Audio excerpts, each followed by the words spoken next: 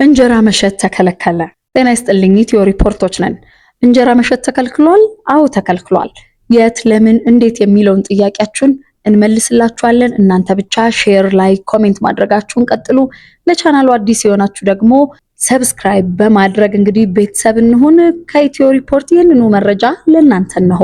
እንግዲህ እንጀራ መሸጥ ተከልክሏል የሚለው መረጃ እውነት ነው። እንጀራ መሸጥ ተከልክሏል፣ ግን የት፣ ለምን እንዲሁም እንዴት የሚሉትን አብረን እናያለን። የተለያዩ እንግዲህ ሸቀጣ ሸቀጦች በሚሸጡባቸው ሱቆች ውስጥ ነው እንጀራ መሸጥ የተከለከለው። ማን የከለከለው? የአዲስ አበባ ምግብና መድኃኒት ባለስልጣን ነው።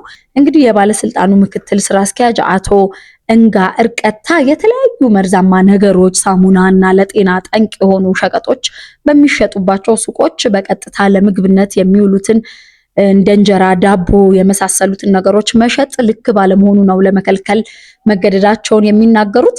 እንጀራና ዳቦ መሸጥ ያለባቸው እንግዲህ በምግብ ቤቶች፣ በዳቦ ቤቶችና በባልትና ወይም ደግሞ ለዚሁ መሸጫነት በተፈቀደ ቦታ ብቻ መሆኑንም ነው ያስረዱት። ህብረተሰቡ እንግዲህ ለጤናው ጠንቅ መሆኑን ተገንዝቦም ተባባሪ እንዲሆንና ጥቆማም እንዲሰጥ ነው የተጠየቀው። ያልተፈቀደላቸው ነጋዴዎችም ሲሸጡ ከተገኙ አስፈላጊው የእርምት እርምጃ እንደሚወሰድ ነው ያስገነዘቡት። አድማጮች እንግዲህ እንዲህ አይነት አጫጭር ቲፖችን ስትፈልጉ ቤተሰብ እየሆናችሁ ለሌሎችም እንዲሁ ያስፈልጋችኋል ላላችሁትም ሼር እያረጋችሁ መረጃዎቻችንን አዳርሱልን። ቤተሰብ እንሁን። መልካም ጊዜ